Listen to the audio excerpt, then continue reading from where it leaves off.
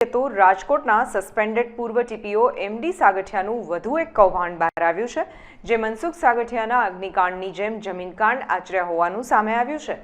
સૌરાષ્ટ્ર યુનિવર્સિટીની સરકારી 16 કરોડની જમીન બિલ્ડરને પધરાવી દીધી હોવાની વિગતો બહાર આવી હતી। ટીપી કપાતમાં ન આવતી હોય છતાં 1547 ચોરસ મીટર જમીન સરકારને કે કોઈને પૂછ્યા વગર બિલ્ડરને આપી દીધી હતી।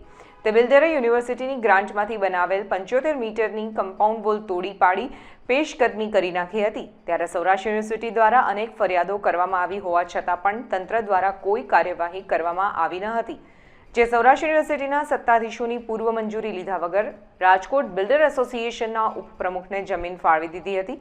55 વર્ષ પહેલા જિલ્લા કલેક્ટરે સૌરાષ્ટ્ર યુનિવર્સિટીને જમીન ફાળવી હતી।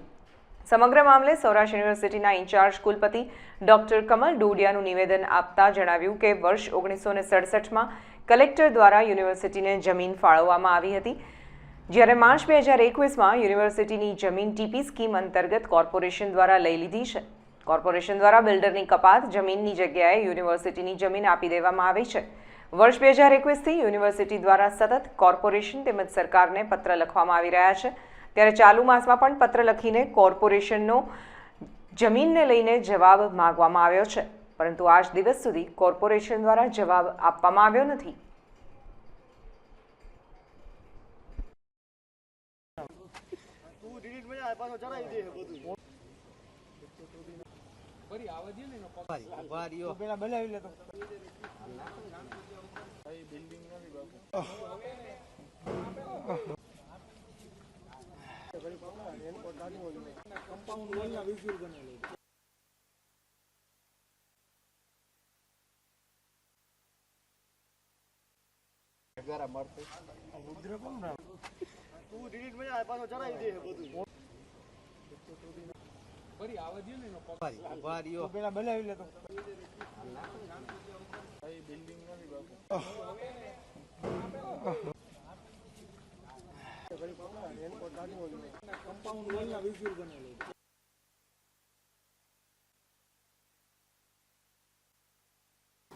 યુનિવર્સિટીની 2021ની અંદર એક જમીનની બાબતનો જે વિવાદ થયેલો હતો કે એ જમીન અમારી કોર્પોરેશનને એને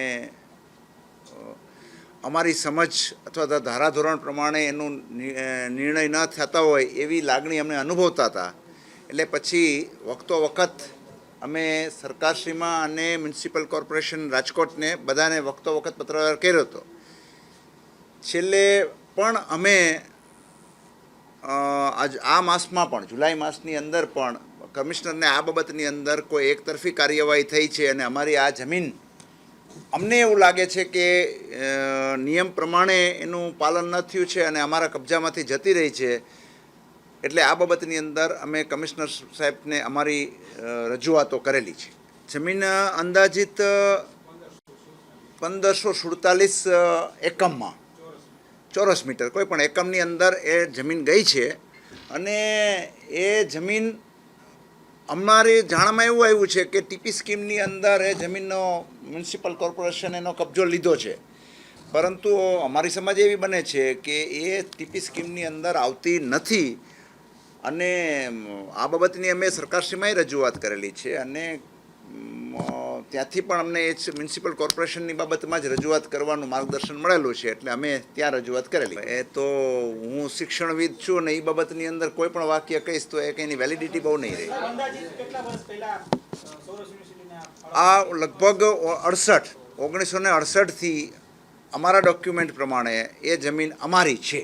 લેન્ડ ગ્રેબિંગની અંદર કરેલી જ છે અમે, પણ એમાં એવું આવેલું છે કે લેન્ડ ગ્રેબિંગના કાયદાના જે જોગવાઈઓ હોય એ પ્રમાણે આ લેન્ડ ગ્રેબિંગ થતી નથી, કેમ કે આ ડીલિંગ થયું છે સૌરાષ્ટ્ર યુનિવર્સિટી અને મ્યુનિસિપલ કોર્પોરેશનની વચ્ચે। હવે એ તો આપણે તો એ મ્યુનિસિપલ કોર્પોરેશનને જ વાત કરી શકીએ અને એના જે અધિકારીઓ છે એની સાથે અમે ઓફિશિયલી વાત કરી છે। એટલે પ્રકરણ એવું છે, ઓફિશિયલી પ્રકરણમાં એવું જ છે કે અમારી જમીન હતી, મ્યુનિસિપલ કોર્પોરેશન રાજકોટે એનો અમારી જાણ બહાર એનો ઉપયોગ કરી લીધો છે અને અમને એમ થાય છે કે ભાઈ અમારી જમીન છે કોર્પોરેશને શા માટે લઈ લીધી। અમારી પાસે જે વિકલ્પ આવશે એ પ્રમાણે અમારી પાસે બોડી છે, બધાનો વિચાર કરી અને જે નિર્ણય કરવાનો થશે એ નિર્ણય અમે આગળ ઉપર કરશું. પણ જોઈએ છે કે ત્યાંથી શું જવાબ આવે છે એ પછી અમે વિચારણા કરીશું. અંદાજિત 10 વાર તો છે જ, એવો મને ઉપલો કે ખ્યાલ. તો જમીન થઈ ગયું છે તો થઈ ગયું છે, પણ બધા કાયદાની સાથે બંધાયેલા છે. કંઈ કાયદાની બહાર કે ઉપર એવું તો કંઈ છે નહીં.